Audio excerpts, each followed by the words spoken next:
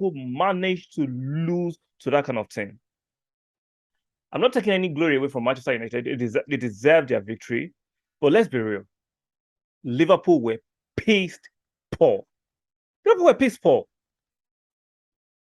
And we've noticed this trend since last season.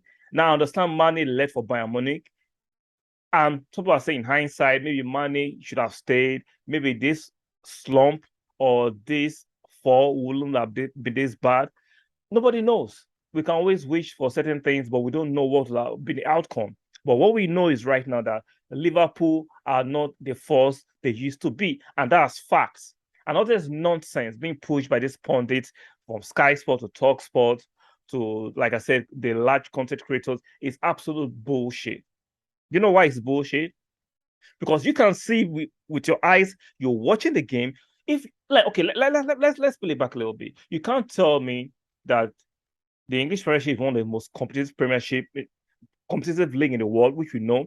All the top players are coming to England because they pay well, and the clubs in England can afford to play high transfer fees and high wages. So most of the top players will generally gravitate to coming to England, which you can see. You can see like of West Ham are being linked to Puqueta. That's a top-class player. The likes of West Ham signed Skemaka. The likes of Newcastle, even though they've been acquired by billionaires from Saudis, just Liverpool, a team that has won the Champions League, the Carling Cup, the FA Cup, and the UEFA Champions League in the last 7 years. A team that has given us some of the best attacking football.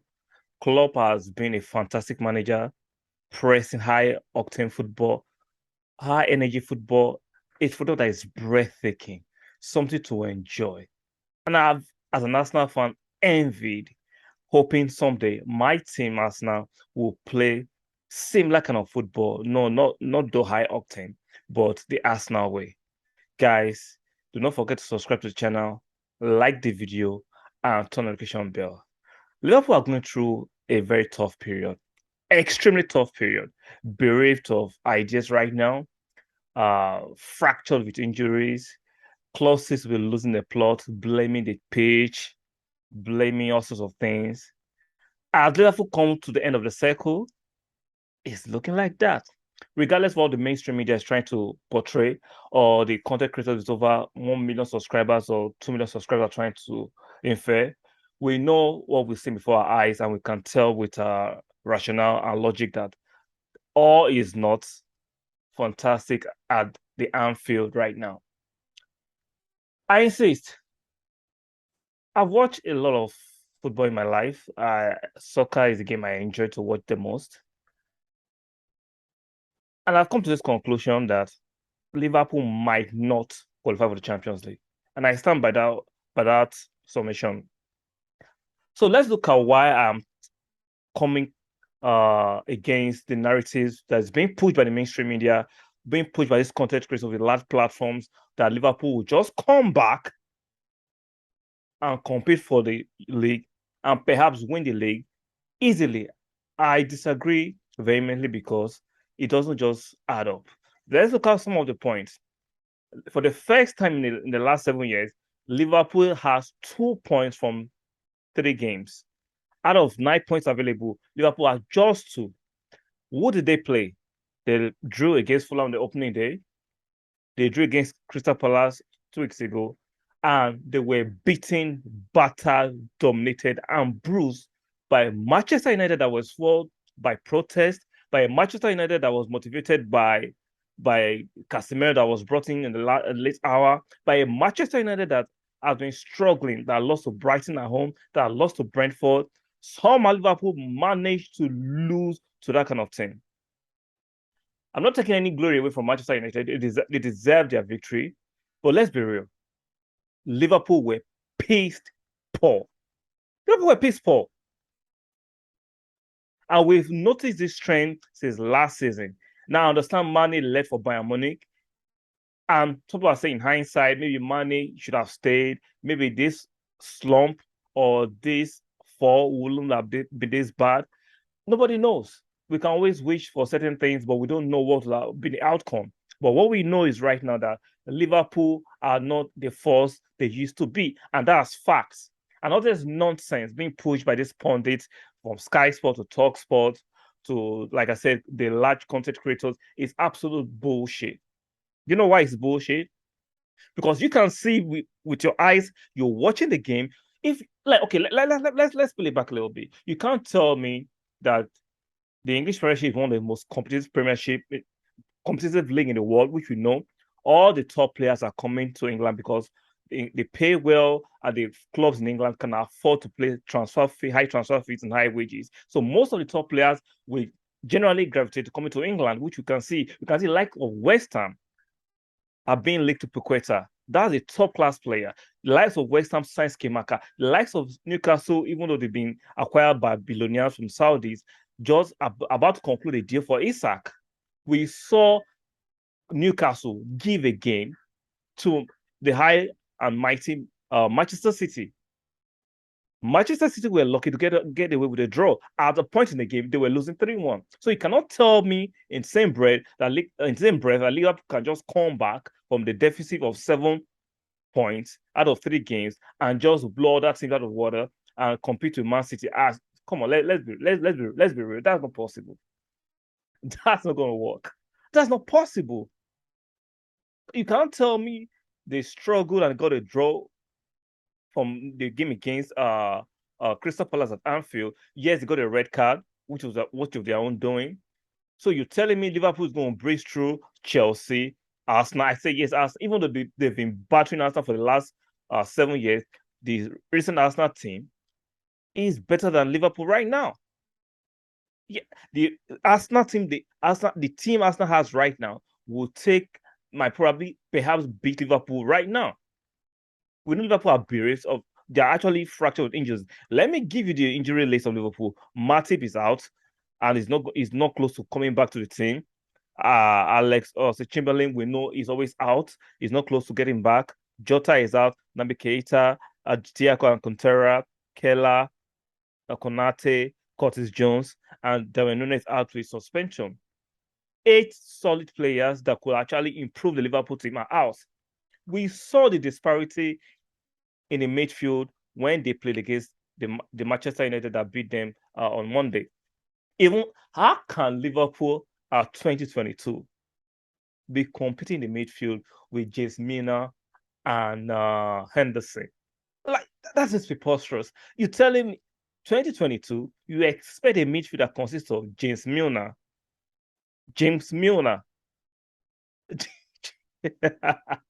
and Henderson. These guys cannot do the job anymore. Whatever they are transmitting from their brain, their legs can't take it. They are running on empty. They could not compete. If they couldn't compete with what Manchester United had in the midfield on Monday, they couldn't compete with they had the funny guy. Let me confirm real quick. Let me confirm what they had, what Manchester United had on Monday in the midfield. Let's go. Let me go check. Give me a minute.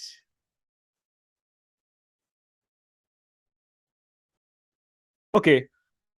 Manchester United midfield on Monday was McTominay, Eriksen, and Fernandes. They couldn't compete. These are not the most mobile or the most pacey midfielders in England, but they couldn't compete.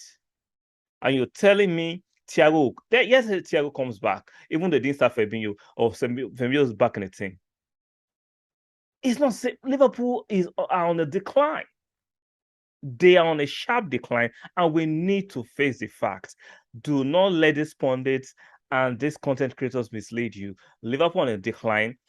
Not that I'm excited about that. I'm just telling the way it is. Liverpool on a decline, and they will struggle to make top 4. That's on fact. That's on empirical evidence. They will struggle to make top 4 unless they go into the market in the next 8 days and bring in at least one midfielder. They will struggle. They will struggle this time to make it to top 4.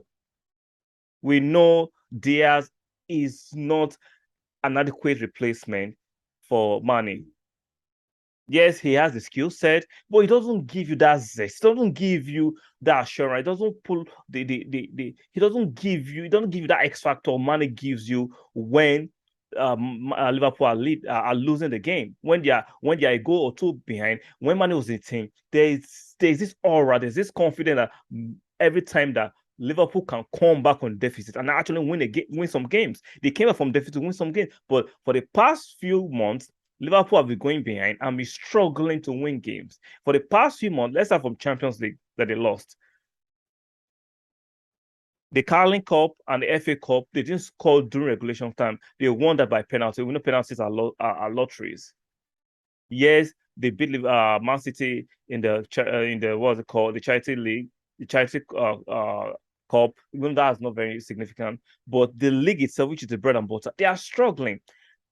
And the likes of Newcastle, the likes of Brighton, these are teams that if you're not on your A game, they will take you apart. Liverpool, I'm sure club will be sweating on the fitness of his players to get them back as quick as possible because James Milner and Henderson and Fabio can't do it. Even the young Elliott and Fabio that they brought from I think they got him from Fulham. They can't do it. They don't have the legs. They don't have the experience. And we know the English Premiership is a different monster on it. So it's a different beast of its own. Liverpool are actually running on the old glory days or on the assistant they used to have, but things have changed. They need to revamp the squad. We know, we can see there's a steady decline in Virgil van Dijk. He is not the Van Dijk we used to know before. We even know that for a fact, Trent can't defend. He used to be covered up by Wijnaldum, by Henderson, by Keita, by Fabinho, but those people don't have the legs to cover him up. Hence, we can see that consistently from the Champions League final to the Fulham game, the Crystal Palace game, even the Manchester United game, teams are attacking them on the Trent part of the defense, on the right side of the defense. All the teams are targeting Trent side of the defense, and they are scoring goals to the right side of the defense. And for some reason, Liverpool can't stop it. Liverpool is not as strong as they used to be. Let's say the fact. I understand they are still enjoying the old glory, the reputation they had in the past. But looking at the evidence, they will struggle to make the top four, in my opinion. They will struggle. I don't care how fantastic Klopp is, you are as good as your players. No matter how great Klopp is as a manager, if you do not have the players to carry out the instruction, to carry out what you want on the pitch. Look at Arteta. Arteta lost 3 games last season. Arteta hasn't changed. What changed? The players changed. He has quality players now. He has 3 wins out of 3. So regardless, look at Pep. I don't care how great you are as a manager. If you do not have the right players or the good players to carry out your instruction, you will be bombing it on the pitch. Results will not go your way. So guys, please let me know if you disagree with me and tell me why you think Liverpool are still strong contenders for the Premiership and why you think they are still, at least they'll still make second place on the league, which I disagree. I don't think they have an automatic second place in the league. They don't. Based on this squad that they have right now, if they do not add 1 or 2 midfielders to this squad right now, they will struggle to make top 4. They will struggle to make top 4. The English Premiership is the most competitive league right now. Like I said, look at teams like Crystal Palace. They have decent players.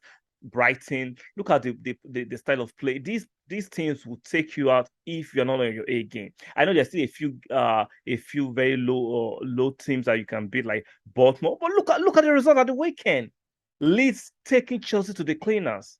Like I said, if you are not on your A game and you don't have the legs in the midfield or in the defense or in the attack, the teams will outfox you, they'll outsprint you, they'll outwork you, and they'll outscore you.